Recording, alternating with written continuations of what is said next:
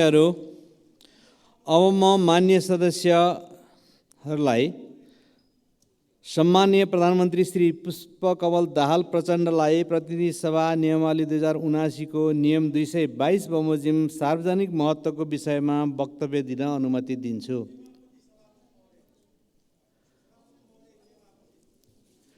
मान्य सदस्यहरू, अब उहाँले जवाफ दिएपछि यहाँहरूले आफूलाई केही मान्य सदस्यहरू आसन ग्रहण गरौँ।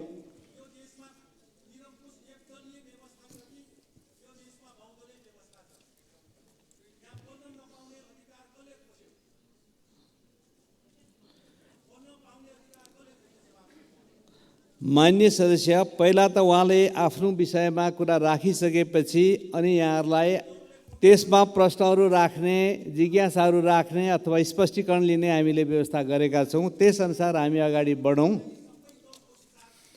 मान्य सदस्य आसन ग्रहण गरौँ र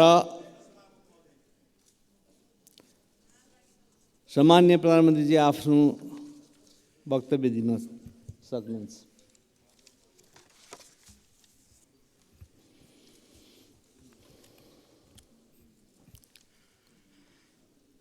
सम्मान्य सभामुख महोदय, सामान्यतः हाम्रो परम्परा अनुसार सदनमा प्रधानमन्त्रीले बोल्ने भनेपछि प्रतिपक्षी दलको नेता, सत्ता गठबन्धनका पनि सबै नेताहरू उपस्थित हुने प्रचलन थियो। तर आज यहाँ प्रतिपक्षी दलको प्रमुख नेता पनि हुनुहुन्न, सत्ता गठबन्धनका पनि नेता हुनुहुन्न, अलिकति नमिठो महसुस भएको छ। तैपनि म अहिले हिजोदेखि सदनमा उठेका केही विषयहरू अहिले भर्खरै प्रतिपक्षी दलको तर्फबाट मान्य सदस्यले राखेका कुराहरू समेतलाई स्पष्ट पार्ने उद्देश्यका साथ म यहाँ उपस्थित भएको छु। सबभन्दा पहिला त म भारत भ्रमण बारे नै कुरा राख्न चाहन्छु। मैले मित्र राष्ट्र भारतको भ्रमणमा जानु अगाडि पनि यस सम्मानित सदनलाई जानकारी गराएको थिएँ र विषयहरू के प्रस्तुत हुँदैछन्, छलफल हुँदैछ भन्ने विषयहरू समेत मैले प्रस्तुत गरेको थिएँ। यी विषयहरूमा छलफल हुँदैछ भनेर। अब म भारत भ्रमण सकेर फर्केको छु र म भ्रमणको बारेमा औपचारिक रूपले म प्रतिपक्षी दलको नेतालाई धन्यवाद भन्न चाहन्छु। उहाँ आइपुग्नु भयो, त्यसको निम्ति मैले भन्दै थिएँ उहाँले देखिन, नमिठो लागेको छ भनेर आउनुभयो, त्यसको लागि म खुसी भएको छु, धन्यवाद। अब म मित्र राष्ट्र भारतको भ्रमणमा भए गरेका कामहरू बारे यस सम्मानित सदनलाई जानकारी गराउन चाहन्छु सबभन्दा पहिला। त्यसपछि हिजोदेखि यो सदनमा उठेका विषयहरू बारे पनि म आफ्नो स्पष्टीकरण भनौँ या विचार भनौँ म प्रस्तुत गर्नेछु। सम्मान्य सभामुख महोदय, मित्र राष्ट्र भारतका प्रधानमन्त्री महामहिम श्री नरेन्द्र मोदीको मैत्रीपूर्ण निमन्त्रणामा मैले गत जेठ 17 देखि 20 सम्म भारतको 4 दिने औपचारिक भ्रमण पुरा गरी फर्केको छु। भ्रमणका अवसरमा भएका द्विपक्षीय भेटघाट एवं कार्यक्रमहरूका बारेमा यहाँहरूलाई अवगत नै छ। नेपाल र भारत बीच सदियौँ पुरानो तथा घनिष्ठ सम्बन्ध रहिआएको छ। मेरो भ्रमण आगामी दिनमा द्विपक्षीय सम्बन्धलाई अझ बलियो बनाउने दिशामा केन्द्रित रह्यो। विशेष गरी आर्थिक मामिलामा राष्ट्रको दीर्घकालीन हितमा सम्झौताहरू भएका छन् भने राजनीतिक मामिलामा आपसी विश्वास बढाउँदै छलफल र वार्ताद्वारा निकास खोज्ने दिशामा अर्थपूर्ण प्रतिबद्धताहरू व्यक्त भएका छन्। यस सन्दर्भमा भारतीय प्रधानमन्त्री श्री नरेन्द्र मोदीसँग नयाँ दिल्ली स्थित हैदराबाद हाउसमा भएको द्विपक्षीय भेटवार्ता स्वभावैले सबैभन्दा महत्त्वपूर्ण हुन्थ्यो र भयो पनि।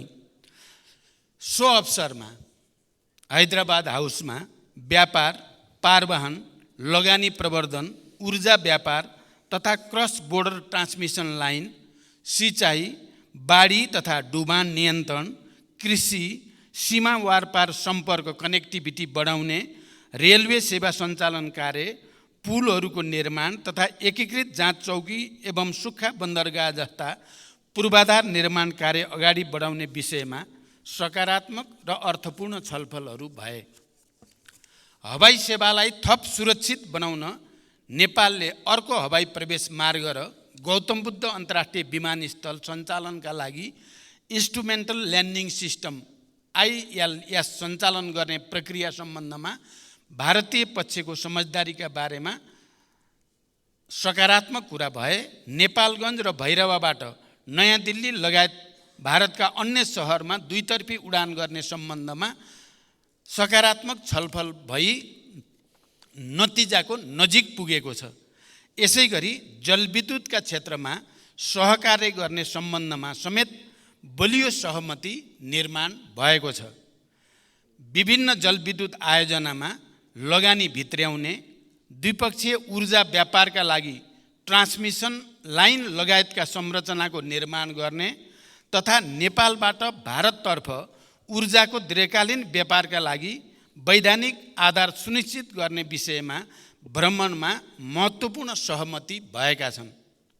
खास गरी दीर्घकालीन ऊर्जा व्यापार र भारतीय भूमि हुँदै बङ्गलादेशसम्म नेपालबाट जलविद्युत निर्यातको सुरुवात गर्ने सहमति भई त्रिपक्षीय सम्झौताका लागि प्रक्रिया अगाडि बढाउने समेत सहमति भएको छ। भारतका प्रधानमन्त्रीले आगामी 10 वर्षमा 10,000 मेगावाट जलविद्युत नेपालबाट आयात गर्ने भारतको धारणा स्पष्ट रूपमा राख्नु भएको छ। नेपालमा विद्यमान प्रचुर जलविद्युत क्षमताको उपयोग गरी समृद्धि हासिल गर्न लगानीकर्ताहरूको टटकारो आवश्यकता छ। यो हामी सबैले महसुस गरेकै कुरा हो। लगानीकर्ताहरूले उत्पादित विद्युतको बजार सुनिश्चित हुने अवस्थामा मात्र लगानी गर्ने हुँदा आगामी 10 वर्षमा 10,000 मेगावाट विद्युत भारतले नेपालबाट खरिद बिक्री सम्झौता गरी खरिद गर्ने व्यवस्था सहितको फ्रेमवर्क एग्रिमेन्टमा दुवै देशका ऊर्जा सचिवहरूले प्रारम्भिक हस्ताक्षर सम्पन्न गरेका छन्। औपचारिक प्रक्रिया पुर्याएर निकट भविष्यमा नै, यो निकट भनेको लामो छैन, केही दिनमा नै हस्ताक्षर सम्पन्न हुने सहमति भएको छ। औपचारिक प्रक्रियाहरू पुर्याएर यो सम्झौता पूर्ण रूपमा लागू हुनेछ। भारत र नेपालका लगानीकर्ताहरू बजारको यो सुनिश्चितताबाट लगानीका लागि आकर्षित भई जलविद्युत उत्पादनमा थप लगानी हुने विश्वास लिइएको छ। साथै नेपालमा निर्माणाधीन जलविद्युत, सडक जस्ता ठुला विकास निर्माण परियोजनाको लागि अति आवश्यक विस्फोटक पदार्थको सहज र सरल आपूर्तिका लागि प्रधानमन्त्री मोदीसँग मैले गम्भीर रूपले कुरा राखेको छु र यसमा सकारात्मक जवाफ पनि पाएको छु। पञ्चेश्वर बहुद्देशीय परियोजनाको शीघ्र कार्यान्वयनका लागि 3 महिनाभित्र विस्तृत परियोजना प्रतिवेदन DPRलाई अन्तिम रूप दिने र द्विपक्षीय छलफललाई तीव्रता दिने सहमति भएको छ। वित्तीय प्रबन्ध सहित दुई सरकारले DPR स्वीकृत गरेपछि 1 वर्षभित्र कार्यान्वयनको मोडालिटी ढाँचा पनि सुनिश्चित गर्ने टुङ्गो लागेको छ। नेपालतर्फका संरचनाहरूको तयारीको अवस्थाका आधारमा टनकपुर ब्यारेजबाट लिङ्क क्यानल मार्फत चरणबद्ध रूपमा नेपाललाई सिँचाइको लागि पानी उपलब्ध गराउने सहमति भएको छ। नेपाल भारत सीमावर्ती क्षेत्रमा बाढी र डुबानका समस्याका बारेमा पनि छलफल भएको छ। मनसुन सुरु हुनु अघि नै बाढी र डुबान नियन्त्रण कार्यलाई प्रभावकारी बनाउन आवश्यक कदम चाल्नका लागि विद्यमान द्विपक्षीय संयन्त्रहरूलाई तत्काल सक्रिय बनाउन सम्बन्धित अधिकारीलाई प्रधानमन्त्री मोदीजी र मैले निर्देशन दिइसकेका छौँ। त्यसै गरी नेपालभित्र थप विद्युत प्रसारण लाइन निर्माणका लागि एक्जिम ब्याङ्क इन्डियाबाट प्राप्त सहुलियतपूर्ण कर्जाको चौथो खण्डको रकम उपयोग गर्ने विषयमा प्रधानमन्त्री मोदी सहमत हुनुभएको छ। भारतको अनुदान सहयोगमा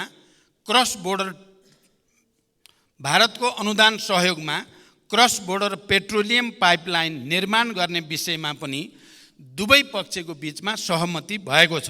यस सम्बन्धमा भएको शिलान्यास र समझदारी पत्रमा हस्ताक्षरका बारेमा सम्मानित सदनलाई म विशेष रूपले अवगत गराउन चाहन्छु।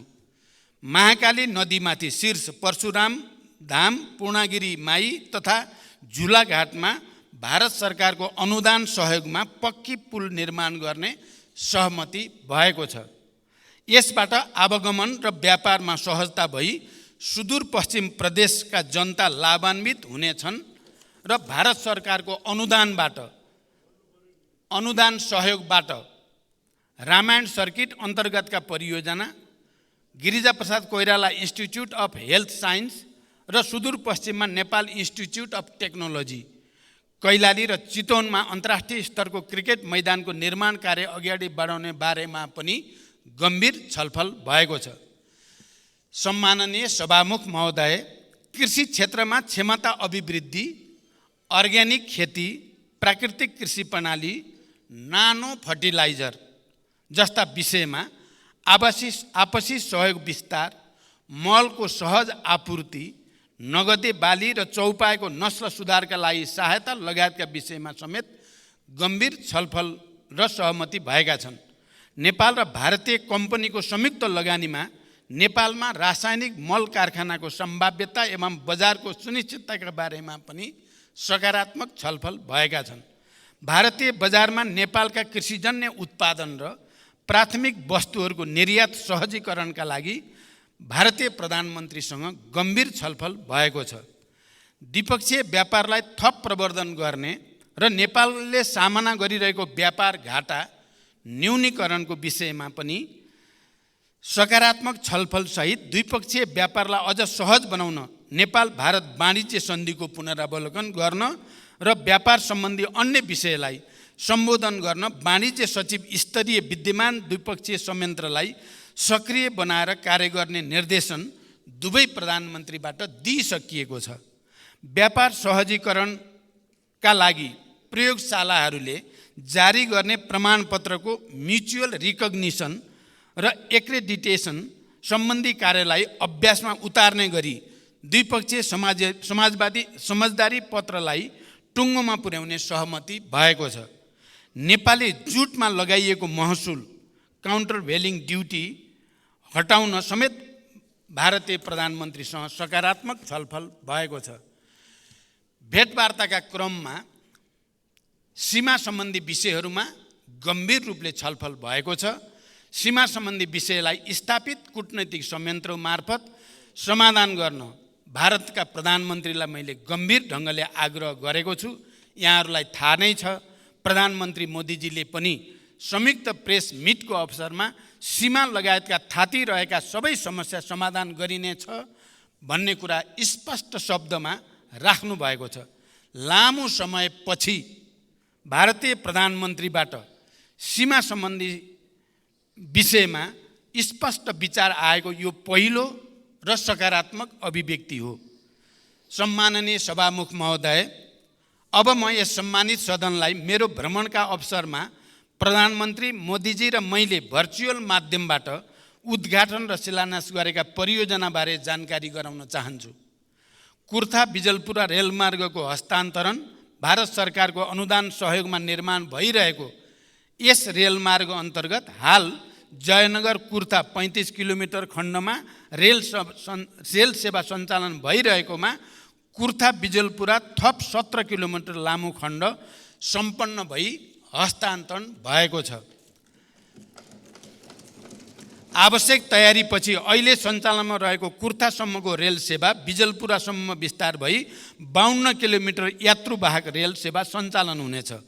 हाल निर्माणाधीन बिजलपुरादेखि बर्दिवाससम्मको बाँकी 18 किलोमिटर खण्ड पनि शीघ्र सम्पन्न गर्ने सहमति भएको छ। त्यसपछि नेपालको पूर्व पश्चिम राजमार्गको बर्दिवासदेखि 70 किलोमिटर दूरीमा जयनगर हुँदै भारतका विभिन्न सहरहरूमा यात्रुवाहक र मालवाहक रेल सेवा सञ्चालन हुनेछ। यसबाट नेपालको आयात निर्यातमा समय र लागत घट्नुका साथै पर्यटन क्षेत्रमा समेत ठुलो टेवा पुग्ने विश्वास लिइएको छ। भारतको जोगबनीदेखि नेपालको विराटनगर कस्टम यार्डसम्म कार्गो रेल सेवाको सञ्चालन भारत सरकारको अनुदान सहयोगमा निर्माणाधीन भारतको बथनादेखि नेपालको कटहरी मोरङसम्मको रेलमार्ग मध्ये बथनादेखि विराटनगर भन्सार परिसरसम्मको 8 किलोमिटर खण्ड सम्पन्न भई नेपाल सरकारलाई हस्तान्तरण भएको छ।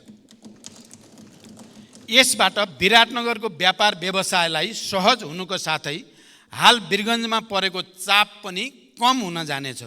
यो सेवा सञ्चालनपछि नेपाल भारत बीच माल वस्तु निकासी पैठारीमा सहजता आउनुको साथै एक अर्को देशको निर्धारित स्थानमा सोझै ढुवानी गर्न मिल्ने र भन्सार बिन्दुमा समेत झन्झटिलो प्रक्रिया नहुने हुँदा समय र लागत दुवैमा बचत हुने पक्का भएको छ। एकीकृत जाँच चौकीको शिलान्यास एवं उद्घाटन भारत सरकारको आर्थिक तथा प्राविधिक सहयोगमा निर्माण गरिएको नेपालगञ्ज रूपेडिया स्थित एकीकृत जाँच चौकीको हामीले संयुक्त रूपमा उद्घाटन गर्यौं। त्यसै गरी भारत सरकारकै आर्थिक तथा प्राविधिक सहयोगमा निर्माण हुने भैरवा सुनौली एकीकृत जाँच चौकीको पनि शिलान्यास गरिएको छ।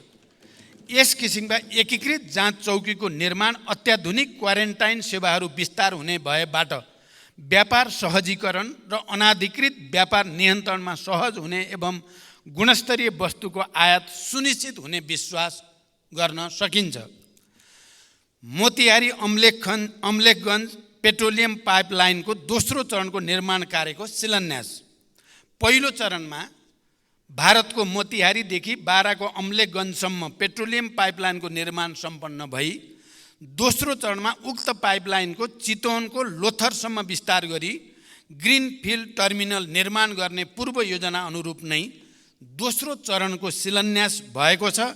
यसबारेमा पेट्रोलियम पूर्वाधार निर्माण सम्बन्धी समझदारी पत्र समेत हस्ताक्षर भएको छ। बुटोल गोरखपुर 400 केबी अन्तर्देशीय प्रसारण लाइनको शिलान्यास भएको छ। बुटोल गोरखपुर 400 केबी प्रसारण लाइनको निर्माण नेपाल विद्युत प्राधिकरण र भारतको power grid corporation of India limited PGCIL को 50% सेयर रहने गरी संयुक्त उपक्रम कम्पनी मार्फत अघि बढाउने सहमति यसअघि नै नेपाल र भारतका सचिव स्तरीय बैठकमा भएको हो। सो अनुरूप उक्त संयुक्त उपक्रम कम्पनी समेत गठन भई निर्माण कार्यको लागि बोलपत्र आह्वान भई मूल्याङ्कनको प्रक्रियामा रहेको छ। यस आयोजनाको निर्माण कार्यको शिलान्यास कार्यक्रम पनि सम्पन्न भएको छ। सम्माननीय सभामुख महोदय, भ्रमणका अवसरमा 7 वटा दस्तावेजहरूमा हस्ताक्षर र दस्तावेजको आदान प्रदान पनि भएको छ। नेपाल भारत पारवाहन सन्धि नेपाल जस्तो भूपरिवेष्टित मुलुकका लागि भारत हुँदै तेस्रो मुलुकसँग व्यापार गर्न पारवाहन सन्धि महत्त्वपूर्ण हुन्छ भन्ने हामी सबैले महसुस गरेको बुझेकै कुरा हो। गत 5 जनवरी 1999 मा संशोधन गरिएको नेपाल भारत पारवाहन सन्धि तथा त्यसको प्रोटोकल र मेमोरेन्डम 6 जनवरी 1979 देखि कार्यान्वयनमा रहेको थियो। उक्त सन्धिमा भएका प्रावधानका अतिरिक्त पारवाहनका क्षेत्रमा देखा परेका अप्ठ्यारा समाधान गर्न विगतमा विभिन्न लेटर अफ एक्सचेन्ज मार्फत समझदारी गरिएका थिए। ती छरिएर रहेका प्रावधानहरूलाई एकीकृत गरेर सन्धिमा नै समावेश गरिएको छ। साथै संशोधित सन्धिमा केही दूरगामी महत्त्वका नयाँ प्रावधानहरू समेत समावेश गरिएका छन्। जसअनुसार वीरगञ्जका अलावा भैरवा र विराटनगर तथा भविष्यमा विकास हुने अन्य नाकाहरू समेतबाट सिमेन्ट, कोइला, क्लिङ्कर लगायतका बल्क कार्गो ढुवानी हुने प्रावधान समावेश गरिएको छ। त्यसै गरी नेपालको पारवाहनमा भारतको आन्तरिक जल यातायातको इनल्यान्ड वाटरवेज प्रयोग गर्न साहेबगञ्ज, कालुघाट र बनारससम्म आन्तरिक जलमार्ग उपयोग र भारतका यी 3वटा टर्मिनल्सबाट हाल सडक र भविष्यमा विकास हुने रेलमार्ग सहित मल्टिमोडल ढुवानीका माध्यमबाट पारवाहन सुविधा सुनिश्चित गरिएको छ। यसबाट पारवाहन माध्यमको विविधीकरण हुने र अन्तर आबद्धता बढ्ने र तेस्रो मुलुकसम्मको व्यापार पहुँचमा नेपालको पारवाहन अधिकार सुनिश्चित हुन गएको छ। पेट्रोलियम पूर्वाधार निर्माण सम्बन्धी समझदारी पत्र भारतीय आर्थिक तथा प्राविधिक सहयोगमा बाराको अम्लेखगञ्जदेखि चितवनको लोथरसम्म र भारतको सिलगुडीदेखि झापाको चारालीसम्म पेट्रोलियम पाइपलाइन विस्तार गर्ने साथै लोथर र चारालीमा ग्रिनफिल्ड टर्मिनल निर्माणमा 50% खर्च बेहोर्ने गरी एक समझदारी पत्रमा पनि हस्ताक्षर भएको छ। अन्तर्देशीय पाइपलाइनको विस्तार र भण्डारको विकासबाट लागत प्रभावकारिता, ढुवानी, भण्डारण एवं ऊर्जा सुरक्षाको हिसाबले समेत यो निकै नै महत्त्वपूर्ण रहेको छ। विद्युतीय ऊर्जाको विकास र खपत बढाउने सरकारको प्रमुख प्राथमिकता रहे तापनि आगामी केही वर्ष पेट्रोलियम खपत निरन्तर रहने र विश्व अनुभवले समेत शून्य पेट्रोलियम खपत हुने नदेखिएको परिप्रेक्ष्यमा अन्तर्देशीय पाइपलाइन हाम्रो लागि नै बढी आवश्यक रहेको छ। दोधारा चाँदेनी एकीकृत जाँच चौकी तथा सुक्खा बन्दरगाहको निर्माण सम्बन्धको समझदारी पत्र भारत सरकारको आर्थिक तथा प्राविधिक सहयोगमा 3 वर्षभित्र निर्माण सम्पन्न हुने गरी समझदारी पत्रमा हस्ताक्षर भएको छ। नेपालको सुदूरपश्चिम क्षेत्रमा यस किसिमको पूर्वाधार निर्माण हुँदा पारवाहन एवं व्यापार सहजीकरण भई समग्र सुदूरपश्चिम र देशको आर्थिक रूपान्तरणमा महत्त्वपूर्ण भूमिका खेल्ने विश्वास हामीले लिएका छौँ। यो क्षेत्रबाट भारतको पश्चिमतिर रहेका सामुद्रिक बन्दरगाहहरू तुलनात्मक रूपमा नजिक पर्ने हुँदा आगामी दिनमा भारत हुँदै तेस्रो मुलुकसम्म व्यापार पहुँच वृद्धि गर्न कोसेढुङ्गा साबित हुनेछ। यसको निर्माणबाट हाल विकास भइरहेका औद्योगिक पूर्वाधार र आगामी दिनमा विकास हुने विशेष आर्थिक क्षेत्रको विस्तारमा सरकारी तथा निजी लगानी बढ्न जाने, रोजगारी सृजना हुने र तुलनात्मक लाभ भएका जडीबुटी जन्य वस्तुको प्रशोधन र निर्यात प्रवर्धनमा पनि ठोस टेवा पुग्ने विश्वास लिइएको छ।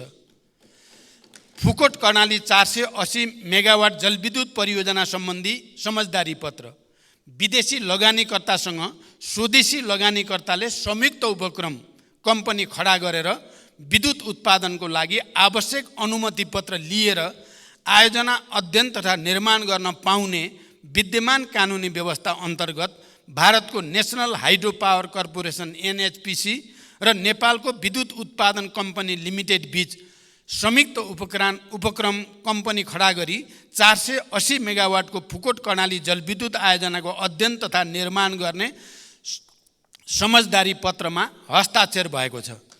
संयुक्त उपक्रम निर्माण भइसकेपछि, जोइन्ट भेन्चर भइसकेपछि आयोजनाको थप अध्ययनको लागि अनुमति पत्र लिई अध्ययन गर्ने, नेपाल सरकारसँग आयोजना विकास सम्झौता गर्ने लगायतका कार्यहरू सम्पन्न भइसकेपछि त्यसको निर्माण कार्य प्रारम्भ हुनेछ।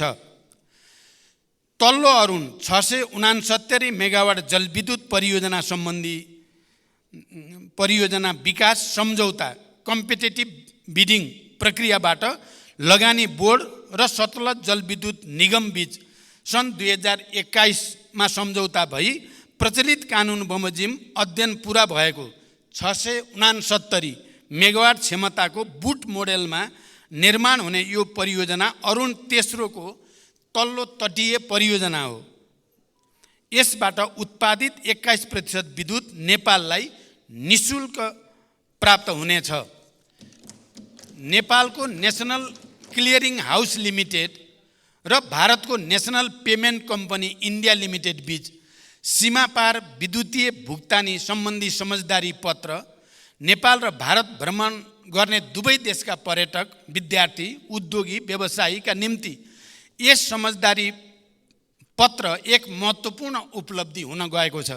यसले क्रस बोर्डर डिजिटल पेमेन्ट प्रक्रिया मार्फत थप सरल र सहज र भरपर्दो बन्ने निश्चित भएको छ। नेपालको परराष्ट्र मामिला अध्ययन प्रतिष्ठान र भारतको सुषमा स्वराज विदेश सेवा संस्थान बीच समझदारी पत्र, बिमस्टेक, ब्रिक्स जस्ता क्षेत्रीय सङ्गठन एवं अन्य देशका समकक्षी गरी 98वटा समझदारी सम्पन्न गरिसकेको भारतको विदेश सेवा संस्थानसँग नेपालको परराष्ट्र मामिला अध्ययन प्रतिष्ठानको संस्थागत सम्बन्ध स्थापना गर्दा नेपालको कूटनीतिक क्षमता विकास गर्न एवं अनुभव आदान प्रदान गर्न मद्दत पुग्ने मैले विश्वास लिएको छु। नेपाल भारत व्यापार शिखर सम्मेलन भ्रमणका अवसरमा नेपाल र भारतका निजी क्षेत्रका छाता सङ्गठनहरू नेपाल उद्योग वाणिज्य महासङ्घ FNCCI र भारतीय उद्योग परिसङ्घ CII द्वारा आयोजित नेपाल इन्डिया बिजनेस समिटलाई सम्बोधन गर्दै भारतीय लगानीकर्ताहरूलाई नेपालमा लगानीका लागि आह्वान गरिएको छ। भारत सरकारका वाणिज्य मन्त्री समेत उपस्थित भई उक्त कार्यक्रममा नेपालका निजी क्षेत्रका प्रतिनिधि तथा भारतीय व्यवसायी र लगानीकर्ताहरू बीच साझेदारी र लगानीका विषयमा सकारात्मक र अर्थपूर्ण अन्तर्क्रिया सम्पन्न भएको छ। नयाँ दिल्लीको द्विपक्षीय भेटवार्ता र अन्य औपचारिक कार्यक्रमहरूको समापनपछि मैले भारतको मध्य प्रदेशको इन्दौर र सांस्कृतिक सहर उज्जैनको भ्रमण समेत गरेँ। इन्दौरमा स्वच्छ भारत अभियान अन्तर्गतको सोलिड वेस्ट म्यानेजमेन्ट परियोजना, नेपालमा सूचना प्रविधिको विकासका क्षेत्रमा सहकार्य गर्ने सम्भावनालाई मध्यनजर गर्दै इन्दौर स्थित टाटा कन्सल्टिङ सर्भिस TCS को पनि अवलोकन गरियो। छोटो समयमै कम लगानीमा प्रभावकारी ढङ्गले सञ्चालित इन्दौरको सोलिड वेस्ट म्यानेजमेन्ट सम्बन्धी अनुभव हाम्रा लागि पनि निकै अनुकरणीय रहेको हाम्रो सिँगै प्रतिनिधिमण्डलले महसुस गर्यो। मैले भारतका प्रधानमन्त्री महामहिम श्री नरेन्द्र मोदीजीलाई नेपाल भ्रमणको निम्ता दिएको छु र भारतका प्रधानमन्त्रीले आफूले सन् 2014, 2018 र 2022मा नेपालको भ्रमण गरेको स्मरण गर्दै नेपालको भ्रमणलाई ठुलो महत्त्व दिएको र उपयुक्त समयमा नेपाल भ्रमण गर्ने बताउनु भएको छ। नेपाल र भारत बीच रहेको बहुआयामिक र घनिष्ठ सम्बन्धलाई समानता र आपसी लाभका आधारमा थप बलियो बनाउन यस भ्रमणले ठुलो योगदान गरेको छ। भारतका प्रधानमन्त्री श्री नरेन्द्र मोदीसँग खुलस्त रूपमा कुराकानीबाट विश्वासको नयाँ वातावरण सिर्जना भएको छ भने थातिरहेका विषयलाई सम्बोधन गर्न सकिने विश्वासको राम्रो आधार पनि तयार भएको छ।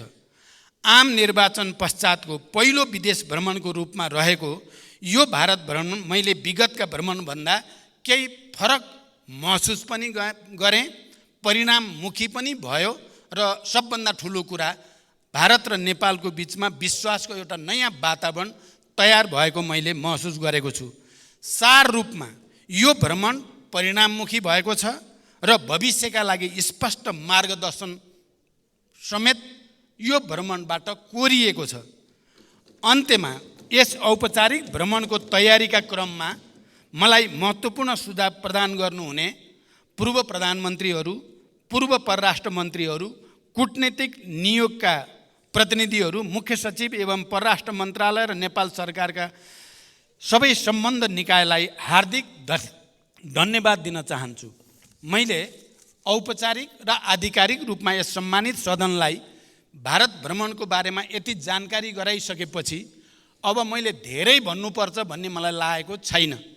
तैपनि अहिले प्रतिपक्ष दलको तर्फबाट मान्य सदस्यलाई र हिजो पनि उठेका कुराहरूको बारेमा मैले थोरै मात्रै स्पष्ट पार्नुपर्ने आवश्यकता महसुस गरेको छु। मुख्य कुरा सीमा सम्बन्धी विषयमा कालापानी, लिपुलेक, लिम्पियाधेरासँग सम्बन्धित विषय र सीमामा जहाँ जहाँ समस्या छन् ती सम्बन्धी विषयमा म यो सम्मानित सदनलाई पुरै गम्भीरताको साथ र जिम्मेवारीपूर्वक भन्न चाहन्छु, मैले बडो प्रष्टसँग यी समस्यालाई हामीले समाधान गर्नै पर्छ। जबसम्म सीमा सम्बन्धी यो समस्याको स्थायी र दीर्घकालीन समाधान गरिँदैन, नेपाल भारत सम्बन्ध सहज हुन सक्दैन भनेर बडो प्रष्टसँग अन्य नेताहरूका अतिरिक्त भारतीय प्रधानमन्त्रीसँग समेत प्रष्टसँग राखेँ। मलाई लाग्छ यति प्रष्टसँग सिमानाको समस्या हल गर्नुपर्छ भनेर खुलस्त राखिएको मेरो बुझाइमा यो पहिलो पटक नै हो। र भारतको प्रधानमन्त्रीको हैसियतले सीमा समस्या हल गरिन्छ र नेपाल भारत सम्बन्ध हिमालको उचाइमा पुर्याइन्छ भनेर प्रधानमन्त्रीबाट बोलिएको पनि यो पहिलो पटक नै हो। यसमा हामी सबै नेपालीहरू जसले स्थायी रूपमा सीमा समस्या समाधान होस् भन्ने चाहेका छौँ, हामी सबैले गर्व गर्नुपर्छ। हामी सबैले सुनेका छौँ, देखेका छौँ।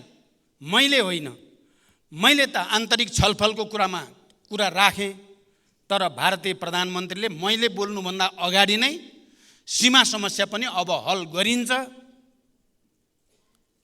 हिमालयको उचाइमा दुई देशको सम्बन्ध पुर्याइन्छ। 2014 मा यसै मञ्चबाट हाम्रो सम्मानित सदनलाई उहाँले गरेको सम्बोधन स्मरण गर्दै त्यति बेला उहाँले हिट HIT हिट भनेर भन्नुभएको थियो र अहिले उहाँले त्यसै मञ्चबाट अब चाहिँ हाम्रो हिट मात्रै होइन, अब सुपर हिट हो सम्बन्ध भन्ने कुरा भनेको पनि यो पहिलो पटक हो। यसमा हामी खुसी हुने, खुसी मनाउने कि दुःख मनाउने? मलाई लाग्छ यो हामी सबै नेपालीहरूको लागि, सबै राजनीतिक दलको लागि, नागरिक समाज, बुद्धिजीवी सबैको लागि पनि खुसीको कुरा हो कि भारत सरकार र भारत सरकारका शक्तिशाली प्रधानमन्त्रीले सीमा लगायतका समस्या हल गरिन्छ भनेर घोषणा गरेको मलाई लाग्छ यो हामी सबैले खुसी मान्ने कुरा हो। दोस्रो मान्य सदस्यहरूलाई बडो प्रष्टसँग भन्न चाहन्छु, मैले कहीँ पनि विकल्प यो हुन्छ र यसमा जाउँ भनेर प्रस्तावित गरेको छैन। प्रष्ट होस्, प्रष्ट होस्, कहीँ कोही कन्फ्युजन नरहोस्। हामीले भनेका छौँ कालापानी, लिपुलेक, लिम्पियाधुरा नेपालको भूमि हो। नेपालको भूमि हो भन्ने कुरा स्थापित गर्ने कुरा सबभन्दा ठुलो कुरा हो भन्ने कुरामा म प्रष्ट छु र मैले त्यही अनुसार आफ्नो भूमिका खेलेको छु। मान्य सदस्यहरूले तथ्य र तर्कलाई, सहज र सिधा देखिएको कुरालाई हामी कसैले पनि घुमाउने कोसिस नगरौँ भन्ने मेरो अनुरोध छ। मैले तुलनात्मक रूपमा यो पटकको भारत भ्रमण सफल मात्रै भएन, परिणाममुखी पनि भयो। यो भ्रमण एकअर्कालाई घोचपेच गर्ने र एकअर्कालाई कमजोर देखाउने उद्देश्यद्वारा भन्दा कामकाजी विषयमा, आर्थिक, ऊर्जा, पर्यटन, सीमा, ट्रेड ट्रान्जिट सम्बन्धी सन्धि जस्ता विषयमा बढी गयो। मैले सुरुमै यहाँहरूको अगाडि राखेँ, राजनीतिक मामिलामा पनि कुरा भयो, राजनीति भएन भन्ने होइन, राजनीतिक मामिलामा पनि कुरा भयो। तर राजनीतिक मामिलामा कुरा यसरी भयो कि राम्रो विश्वासको वातावरण बनाएर आउने दिनमा राजनीतिक विषयहरू पनि सम्बोधन गर्ने गरी भयो। यस अर्थमा यो भ्रमण नेपालको लागि, हामी सबै नेपालीको लागि, आर्थिक क्रियाकलापलाई नयाँ गति दिनको लागि, उद्योग व्यवसायको वृद्धिका लागि, दीर्घकालीन हामीले विद्युत व्यापार सम्झौता 10,000 मेगावाट 10 वर्षमा लिने भारत सरकारको कमिटमेन्ट हामी सबैले सुन्यौँ, हामी सबैले देख्यौँ। यो सानो कुरा होइन। भारत, नेपाल र बङ्गलादेशको बीचमा त्रिपक्षीय साझेदारी गरेर नेपालको विद्युत सम्बन्धी काम अगाडि बढाउने भन्ने कुरा सामान्य कुरा होइन। मान्य सदस्यहरू, मैले ग्लोबल टेन्डरबाट कुनै एक देशको निर्माण कम्पनीले प्राप्त गरेको र त्यसबाट उत्पादित विद्युत नलिने भन्ने जस्ता कुराको बारेमा मैले द्विपक्षीय वार्ताको क्रममा पनि, तपाईहरुले सुन्नुभयो, प्रेस मिटमा पनि मैले प्रष्टसँग राखेको छु। दुधकोशी हामी सबैलाई थाहा छ, 1200 मेगावाट। त्यहाँ भारतीय कम्पनी पनि छन्, त्यहाँ चिनिया कम्पनी पनि छ। तर त्यो 1200 मेगावाटको विद्युत व्यापार सम्बन्धी भारतले सहयोग गर्नुपर्दछ भन्ने कुरामा भारतको सकारात्मक जवाफ मैले प्राप्त गरेँ। यो पनि हामी सबैको जो दुधकोशीको मैले कुरा गरेँ, दुधकोशी होइन, तामाकोशी सरी है, म त्यहाँ शब्द बिग्रियो, तामाकोशीको सन्दर्भमा त्यो कुरा गरिएको छ र भारतको त्यसमा सकारात्मक जवाफ प्राप्त भएको छ। र यस अर्थमा सिमानाको विषयमा यति गम्भीर रूपले कुरा गरिएको र एउटा सकारात्मक वातावरण सहित दुवै देशको सरकार एकै ठाउँमा उभिएर समाधान गरिन्छ भनिएको यो पहिलोचोटिमा मैले नेपालको भूमि सम्बन्धी यताउता गर्यो कि भनेर माननीयजीहरूले राखेको देख्दा म असाध्यै चिन्तित र पीडित पनि भएको छु। मलाई के लागेको थियो भने यो पटकको मेरो भ्रमण चाहिँ अब के सत्तापक्ष, के प्रतिपक्ष, के नेपाली बुद्धिजीवी, के नागरिक समाज सबैले स्वागत गर्नेछन् र मलाई बधाई दिनेछन् भन्ने सोच्दै आएको थिएँ। यहाँ त बडो विचित्रका तर्क कुतर्क हुन थाले। मैले प्रश्न पार्न चाहन्छु, ती कुरा प्रश्न राखिएको छ र नेपालको भूमि नेपालको हो भनेर स्थापित गर्ने पहिलो कुरा हो र मैले कुनै विकल्पको कुरा गरेको छैन। मान्य सदस्यलाई प्रश्न होस्, मैले बोलेका भिडियो पनि छन्, सबै त छँदैछन् प्रमाण हामीसँग। मैले बोलेको कुरा के हो भने नेपालका केही विज्ञहरू, बुद्धिजीवीहरू विभिन्न रूपमा गरेका उनीहरूका अध्ययनका आधारमा उहाँहरूले भनेका कुरा यस्ता पनि छन् मात्रै भनेको छु। मैले यो गर्नुपर्छ भनेकै छैन। मैले त नेपालको भूमि नेपालको हो भन्ने पहिला स्थापित हुनुपर्छ मात्रै भनेको छु। तर केही बुद्धिजीवीहरूले यो भनेको कुरा, बङ्गलादेश मोडेलको कुरा मेरो कुरा होइन, मैले भनेको कुरा होइन, तपाईहरुलाई पनि थाहा छ। अझ भन्ने हो भने प्रतिपक्षीको दलका जुन नेताले यो विषय उठाउनु भएको छ, तपाईहरुसँग नजिक भएका बुद्धिजीवीहरूले भनेका छन् मलाई बङ्गलादेश जाने बाटो पाउने हो भने हुन्छ भनेर। मैले त्यसै भएर विज्ञहरूको कुरा भनेको छु। मैले विज्ञहरूको कुरा भनेको छु।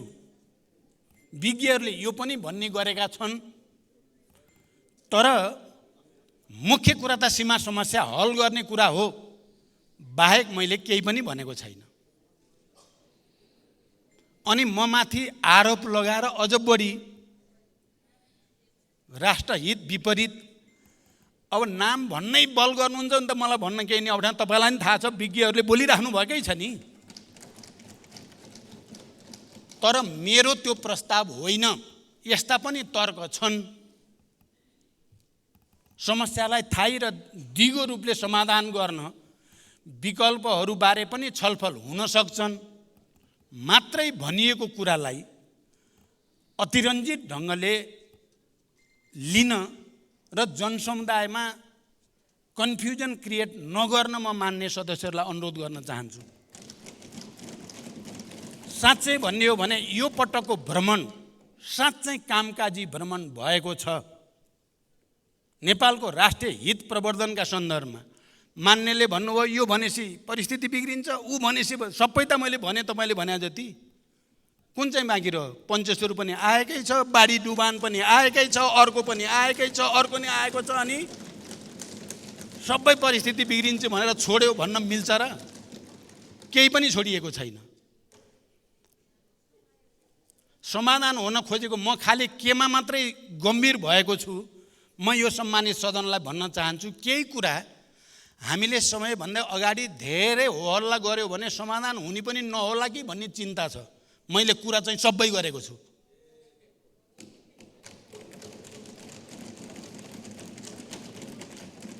मैले सबै गरेको छु, समाधान गर्ने हेतुले गरेको छु, बिगार्ने हेतुले होइन। नेपालको राष्ट्रिय हित प्रवर्धन गर्ने हेतुले भनेको छु, बिगार्ने हेतुले होइन। त्यसकारण मान्य सदस्यहरूलाई यथार्थ जे हो, तथ्य जे हो, त्यसलाई त्यही रूपमा बुझिदिन अनुरोध गर्दछु। राम्रो भएकोमा हामी सबैले राम्रो भन्ने आँट गरौँ न, त्यो पनि त ठुलो कुरा हो। राम्रो भएकोलाई पनि नराम्रै भन्न पर्ने।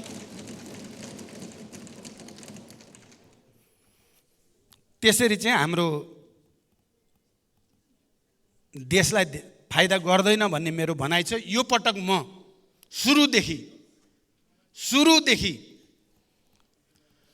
आर्थिक समस्या समाधान गर्ने उपायहरूको खोजीमा, सार्वजनिक र निजी क्षेत्रको अर्थपूर्ण परिणाममुखी सहकार्यको क्षेत्रमा, जनतालाई सेवा दिने ठाउँमा जनतालाई सुविधा दिने कुरामा, सुशासन प्रवर्धन गर्ने कुरामा सम्पूर्ण तागत सहित र इमान्दारिता साथ लागेको छु भन्ने मलाई गर्व छ। र अहिलेको भारत भ्रमण पनि मेरो त्यही कमिटमेन्टको एउटा नयाँ उदाहरण हो भन्ने मेरो विश्वास छ। मलाई लाग्छ इतिहासले भोलि हामी सबैले पनि सम्झनेछौँ, यो भारत भ्रमणले नेपाल भारत सम्बन्धलाई नयाँ आयाम प्रदान गरेकै रहेछ भन्ने विश्वास हुनेछ भनेर म व्यक्त गर्न चाहन्छु। र अब मान्य सदस्यले उठाएका अरू विषयमा पनि मैले आफ्नो धारणा संक्षिप्तमा राख्न चाहन्छु। अब एउटा विषय यहाँ उठेको छ, नागरिकताको विषय। नागरिकताको विषयबारे तपाईँ हामी सबै नै चिन्तित पनि छौँ र नागरिकताको विषय सकारात्मक ढङ्गले नेपाल राष्ट्रको बृहत्तर हितलाई केन्द्रबिन्दुमा राखेर नेपाली नागरिकले सहज ढङ्गले नागरिकता प्राप्त गरून्, अनागरिकले नागरिकता प्राप्त नगरून् भन्ने मूल सैद्धान्तिक विषयमा मलाई लाग्छ हाम्रो यो सिङ्गै हाउस एकमत नै छ। हामी कोही पनि विदेशीले नागरिकता पाउने, नेपालीले वास्तविक नेपालीले नागरिकता नपाउने स्थिति होस् भन्ने चाहना राख्दैनौँ। हामी सबै वास्तविक नेपालीले नागरिकताबाट वञ्चित हुन नपरोस् र कुनै पनि तरिकाले विदेशीले नागरिकता सहज लिने र राष्ट्रिय हित र राष्ट्रिय संवेदनशील विषयमा कहीँ कतै गडबडी हुन नपाओस् भन्नेमा हामी प्रष्ट छौँ। यो सिद्धान्तमा हामी कोही दुविधामा छैनौँ। जति बेला हामीले नेपालको राष्ट्रिय हित र नागरिकताको विषयमा विगतमा छलफल गरेका छौँ, हामी सबैले सर्वसम्मत रूपमा नै निर्णय गरेका छौँ। चाहे त्यो 2063 अन्तरिम संविधान बनाउने बेला नागरिकता सम्बन्धी विषय होस्, त्यो अन्तरिम संविधानमा तात्कालीन सबै राजनीतिक दल र तात्कालीन व्यवस्थापिका संसद सबैले सर्वसम्मत रूपबाट निर्णय गरिएको छ। त्यो कुरा हामी सबैलाई स्मरण नै छ। म त्यतापट्टि धेरै जान चाहन्न। अब म खालि मान्य सदस्यहरूलाई कुन तथ्यतिर ध्यानाकर्षण गराउन आवश्यक ठाने मैले भने, नेपालको अन्तरिम संविधान 2063 सम्मत 2046 साल चैत्र मसान्तसम्म नेपाल सरहदभित्र जन्म भई नेपालमा स्थायी रूपले बसोबास गर्दै आएको व्यक्तिले प्रचलित कानुन बमोजिम जन्मको आधारमा नेपालको नागरिकता प्राप्त गर्नेछ। 2 वर्षको लागि भनिएको थियो त्यहाँ। तर यस व्यवस्था अन्तर्गत नागरिकता प्राप्त गर्न प्रचलित कानुनमा व्यवस्था भयो बमोजिम एक पटकको लागि तोकिएको अवधिभित्र निवेदन दिइसकेको हुनुपर्ने छ भनेर हामी अहिले जति पार्टी र प्रमुख नेता नयाँ पार्टी छोडेर, त्यति बेला नयाँ पार्टी बनिसक्नु भएको थिएन, हामी पुराना पार्टीका यिनै नेता हौँ, हामी सबैले सर्वसम्मत रूपले त्यो व्यवस्था गरेका हौँ। यो संविधान प्रारम्भ हुनुभन्दा 72 को संविधान प्रारम्भ हुनुभन्दा अघि जन्मको आधारमा नेपालको नागरिकता प्राप्त गरेको नागरिकको सन्तानले बाबु र आमा दुवै नेपालको नागरिक रहेछन् भने निज बालिग भएपछि निज बालिग भएपछि वंशजको आधारमा नेपालको नागरिकता प्राप्त गर्नेछ भनेर हामीले संविधानमा व्यवस्था गर्यौं। त्यो पनि सर्वसम्मतले नै गर्यौं। अनि अब त्यो मान्यता अनुसार हामीले के गर्यौं त भन्ने कुरा पनि म संक्षिप्त सबै मान्यहरूलाई स्मरणको लागि, मलाई जानकारी छैन भनेर जानकारी दिन खोजेको होइन। पहिलो पटक गृह मन्त्रालयको मिति 2068/9/26 गतेको परिपत्र मार्फत माननीय उपप्रधानमन्त्री एवं गृहमन्त्री स्तरीय मिति 68/9/24 को निर्णय अनुसार जन्मका आधारमा नेपाली नागरिकका सन्तानलाई कानुनी प्रक्रिया पूरा गरी वंशजको आधारमा नेपाली नागरिकता प्रदान गर्ने भनी सबै जिल्ला प्रशासन कार्यालयहरूमा परिपत्र जारी गरियो। स्मरण रहोस्। गृह मन्त्रालयको मिति 68/11/12 गतेको परिपत्र मार्फत सम्मानित सर्वोच्च अदालतबाट 68/11/4 निवेदनको अन्तिम टुङ्गो नलागेसम्म उक्त परिपत्रहरू चलानी नम्बर 394 मिति 2068/9/26 र चलानी नम्बर 410 मिति 68/10/2 कार्यान्वयन नगराउनु भनी अन्तरिम आदेश जारी भएको हुँदा उक्त परिपत्र बमोजिम काम कारबाही नगराउनु सबै जिल्ला प्रशासन कार्यालयहरूलाई पठाइएको। मान्य सदस्यहरू, यसको अर्थ मैले व्याख्या गरिराख्नु परेन। हामी सबैले सर्वसम्मत हो त्यो सर्कुलर, कोही त्यसमा विमति थिएन। दोस्रो पटक नेपाल सरकारले मिति 69/12/29 गते अध्यादेश मार्फत जन्मका आधारमा नेपाली नागरिकका सन्तानहरूलाई वंशजको आधारमा नेपाली नागरिकता प्रदान गर्ने व्यवस्था गरिएको थियो। नेपाल नागरिकता पहिलो संशोधन अध्यादेश 2069 द्वारा नेपाल नागरिकता ऐन 2063 को दफा 3 को उपदफा 4 मा उल्लेखित व्यवस्था नेपालको अन्तरिम संविधान 63 को धारा 68 को उपधारा 2 को प्रतिबन्धात्मक वाक्यांशको खण्ड ग बमोजिम 70/12/12 गतेदेखि निष्क्रिय हुने भएकोले सो व्यवस्था बमोजिम सोही मितिदेखि नागरिकता जारी नगर्ने भन्ने सबै जिल्ला प्रशासन कार्यालयहरूलाई परिपत्र पठाइएको। तेस्रो पटक गृह मन्त्रालयको मिति 75/12/19 गतेको परिपत्र मार्फत विद्यमान नेपाल नागरिकता ऐन 2063 लाई संशोधन गर्न पेश भएको विधेयक सङ्घीय संसदमा विचाराधीन रहेको लामो समय भएको सम्मानित सर्वोच्च अदालतबाट जन्मको आधारमा नागरिकता प्राप्त नागरिकका सन्तानलाई कानुन बमोजिम नागरिकता दिन आदेश भएको र नागरिकका उमेर पुगेका बालिग सन्तानले नागरिकता नपाएर आफ्नो शैक्षिक एवं वृत्ति विकास गर्न नपाई झेलिरहनु परेको पीडा र समस्यालाई सम्बोधन गर्न नेपालको संविधान धारा 11 को उपधारा 3 को व्यवस्था बमोजिम जन्मको आधारमा नेपाली नागरिकता प्राप्त नागरिकका सन्तानले आफ्नो बाबा र आमाको नेपाली नागरिकताको प्रमाणपत्र संलग्न गरी नेपाली नागरिकता पाउन निवेदन दिएमा नेपाल नागरिकता ऐन 2063, नेपाल नागरिकता नियमावली 2063, नागरिकता प्रमाणपत्र वितरण कार्यविधि निर्देशिका 2063 बमोजिम वंशजको आधारमा नागरिक प्रदान गर्न अपनाउनु पर्ने कार्यविधि प्रक्रिया अपनाई जो बुझ्नुपर्छ बुझी उपयुक्त देखिएमा वंशजको आधारमा नागरिकता प्रदान गर्न सकिने भनी सबै जिल्ला प्रशासन कार्यालयहरूमा परिपत्र पठाइएको। फेरि यो पठाइएको 2075 मा, स्मरण रहोस्।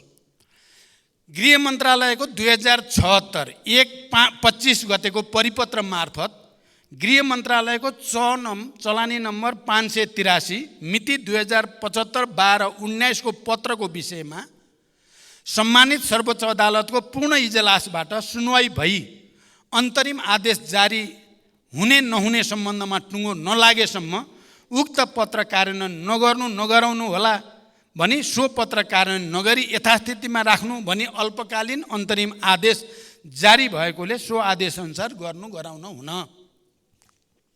चौथो पटक नेपाल सरकारले मिति 78/2/9 गते नेपाल नागरिकता ऐन 2063 को पहिलो संशोधन अध्यादेश, मान्य सदस्यहरूलाई राम्रोसँग हेक्का छ अध्यादेश,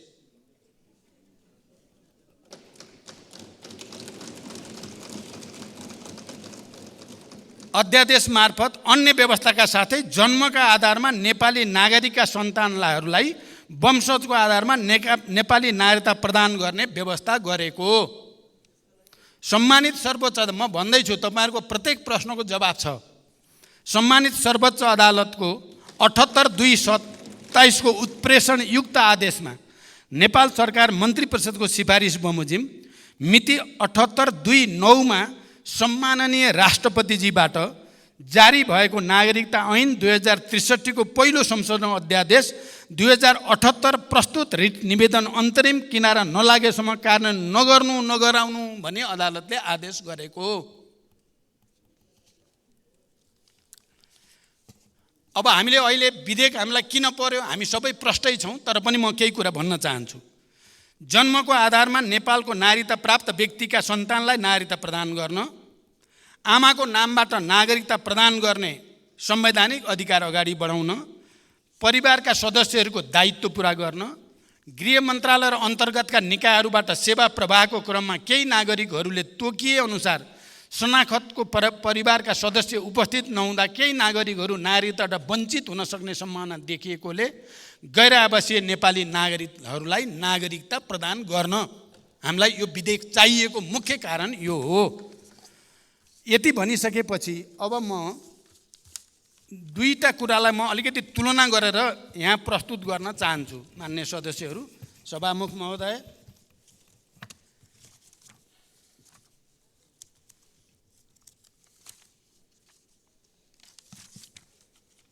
पहिलाको मैले अघि जुन अध्यादेश भने त्यो अध्यादेश जारी गर्दा अहिले प्रतिपक्ष दलको नेता नै प्रधानमन्त्री हुनुहुन्थ्यो, हामी पनि सरकारमा थियौँ, हामी पनि भनेको माओवादी केन्द्र पनि। त्यहाँ के भनिएको व्यवस्था गरिएको थियो त्यो अध्यादेशमा, म त्यो पढेर सुनाउन चाहन्छु। सम्वत 2072 साल असोज 3 गते भन्दा अघि जन्मको आधारमा नेपालको नागरिकता प्राप्त गरेका नागरिकका सन्तानले बाबु र आमा दुवै नेपालको नागरिक रहनेछन् भने निजको उमेर 16 वर्ष पुरा भएपछि वंशजको आधारमा नेपालको नागरिकता प्राप्त गर्नेछन्। अर्को, नेपालको नागरिक आमाबाट नेपालमा जन्म भई नेपालमा नै बसोबास गरेको र बाबुको पहिचान हुन नसकेको व्यक्तिले वंशजको आधारमा नेपालको नागरिकता प्राप्त गर्नेछ। यो अघिल्लो सरकारको, मैले अघि भने प्रतिपक्षी दलको, अहिलेको प्रतिपक्षी दलको नेता प्रधानमन्त्री हुँदाखेरिको अध्यादेश हो, जुन अध्यादेशलाई तात्कालीन राष्ट्रपतिले प्रमाणीकरण पनि गरिसक्नु भएको थियो। अब अहिलेको विधेयक हामीले जो पारित गर्यौँ अघिल्लो सदनबाट, म त्यो पनि पढेर सुनाउन चाहन्छु। छनाला हुबहु त्यही छ, तर पनि म यो सम्मानित सदनलाई जानकारी गराउन मैले आवश्यक ठाने। सम्वत 2072 साल असोज 3 गते भन्दा अघि जन्मको आधारमा नेपालको नागरिकता प्राप्त गरेको नागरिकको सन्तानले बाबु र आमा दुवै नेपालको नागरिक रहेछन् भने निजको उमेर 16 वर्ष पुरा भएपछि वंशजको आधारमा नेपालको नागरिकता प्राप्त गर्नेछन्।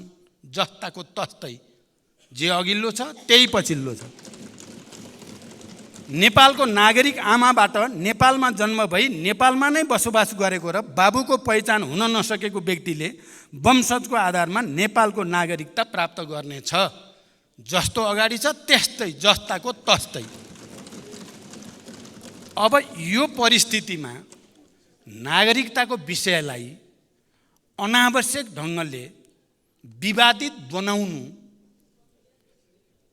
यो जनताले पनि के गरी बुझ्ने, तपाईँ हामीले पनि के गरी बुझ्ने भन्ने आयो। हामी सबै एकै ठाउँमा रचौँ नि त। जन्मसिद्ध नागरिक पाएका आमा बाउका छोराछोरीले नागरिकता पाउनुपर्छ भन्ने कुरा र आमा बाउको कुरामा त हामी त एकै ठाउँमा थियौँ, एउटै गऱ्यौँ, अहिले त्यही कुरा आउँदा हामी किन दुई ठाउँमा हुन बल गरेका छौँ?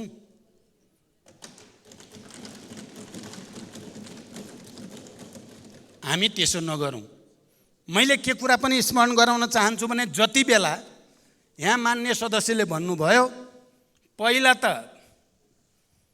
राज्य व्यवस्था समितिमा माओवादी केन्द्र पनि अझ 15 वर्ष हुनुपर्छ भन्थ्यो, पछि 7 वर्षमा आएको थियो, अहिले त फेरि यस्तो भयो।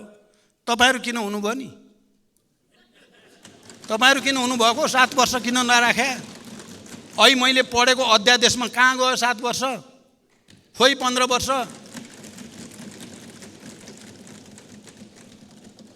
सवाल त्यो होइन। म के भन्न चाहन्छु भने हामी अहिले पनि नेपालमा विवाह गरेर आउने महिलाको हकमा केही क्राइटेरिया राख्नुपर्छ भन्नेमा नै छौँ हामी।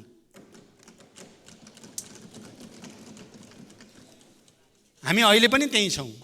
म के कुरा सम्झाउन चाहन्छु भने त्यति बेला जति बेला यो विधेयक प्रस्तुत हुँदै थियो, नेपाली कांग्रेसका सभापति शेरबहादुर देउवा प्रधानमन्त्री भएको बेलामा गृह मन्त्रालयबाट, गृहमन्त्रीको मुखबाट हामीले नै के बोलाइएको छ भने यो विधेयक जन्मसिद्ध नागरिकता प्राप्त गरेका बाउआमाका छोराछोरीहरू जो अत्याचारमा परेका छन्, पीडित नेपाली नागरिक भएर नागरिकता नपाउने, जागिर नपाउने, विदेश जान नपाउने मान्छे प्रताडित भएका छन्, तिनीहरूको लागि मात्रै विधेयक हो। 7 वर्ष गर्ने कि 10 वर्ष गर्ने कि नगर्ने कि भन्ने बारेमा फेरि छलफल गरेर सहमति बनाउनु पर्छ भनेर यही मञ्चबाट बोलेपछि मात्रै हामीले छोडेको हो।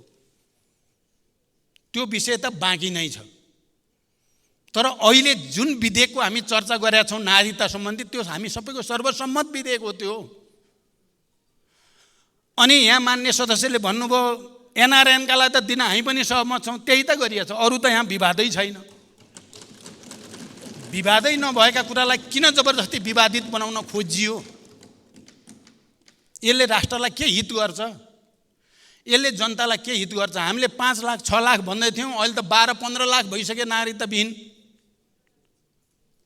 तिनको पीडालाई मलमपट्टि लगाउन गरिएको व्यवस्था न हो यो। चाहे तत्कालीन प्रधानमन्त्री केपी ओलीजी हुँदाखेरि ल्याएको अध्यादेश होस्, चाहे देउबाजी हुँदाखेरि ल्याएको विधेयक होस्, एउटै त कुरा हो। त्यहाँ हामी सर्वसम्मत भएर अगाडि बढौँ भन्ने छ। तर यति भनिसकेपछि फेरि पनि कुरा मैले अघि भने नि, पहिलो पटक, दोस्रो पटक, तेस्रो पटक, चौथो पटक हामीले निर्णय गर्छौँ, सरकारले निर्णय गर्छ, अदालतले रोक्छ, सरकारले निर्णय गर्छ, अदालतले रोक्छ। त्यो पीडा अहिलेको प्रतिपक्षले नै भएकै पीडा हो, अहिलेको सत्तापक्षले नै भएकै पीडा हो। अहिले पनि यो फेरि गयो अदालतमा। अब त सबजुडिस भइ नै सक्यो, अन्तरिम आदेश जारी भइ नै सक्यो, हामी यहाँ किन गाला बजाउने? अब अदालतले भनेपछि मान्दैन भन्नेवाला हामी कोही पनि छैनौँ, मान्न नि पर्छ। पर्खौँ, यहाँ विवाद किन गरिराख्ने? हामी यहाँ गर्दा गर्दै हिजै भइसक्यो अल्पकालीन आदेश। त्यसकारण मेरो मान्य सदस्यहरूलाई यो विषयलाई अब योभन्दा बढी नलैजाउँ भन्न चाहन्छु। अब यति भनिसकेपछि अब मैले भन्नुपर्ने कुरा, भैँसी, यो भैँसीको कुरा अहिले भएको कुरा होइन। यो आजभन्दा 7 वर्ष अगाडि नै मुर्रा भैँसी ल्याउने बारे समझदारी भएको रहेछ, आएको मात्रै अहिले हो। 7 वर्ष अगाडिको रहेछ मुर्रा भैँसी। अब मान्छेले मलाई चाहिँ भैँसी चढाएर हिँडाछन्।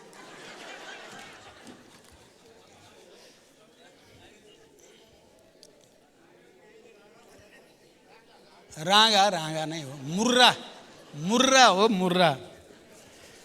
त्यसकारण मान्य सदस्यहरू जे भए पनि यो पटकको भारत भ्रमण विगतभन्दा फरक भएको छ, उपलब्धिमूलक भएको छ। यसलाई र यो पटक भएका समझदारी र विश्वासको वातावरणलाई सुदृढ गर्न हामी सबैले मेहनत गरौँ। मलाई लाग्छ देशको आर्थिक विकासको निम्ति पनि एउटा नयाँ युगको ढोका खुल्न सक्छ, खुल्न थालेको छ। यसलाई हामीले आपसमा फेरि विवाद गऱ्यौँ भने अरू कसैलाई तिमीहरू आफै विवाद गर्छौ सकिँदैन भन्ने ठाउँमा पुग्न नदिउँ। राम्रो वातावरण बनेको छ, यो वातावरणलाई सुदृढ गरौँ र मलाई विश्वास छ यो पटक नयाँ प्रक्रियाको थालनी हुन्छ र त्यसको सुरुवात भइ नै सक्यो। यसमा हामी सबैले खुसी मनाऊँ, गर्व गरौँ र यसलाई सुदृढ गर्नको लागि आफ्नो ठाउँबाट सहयोग गरौँ भन्ने अनुरोध सहित म बिदा हुन्छु। धन्यवाद।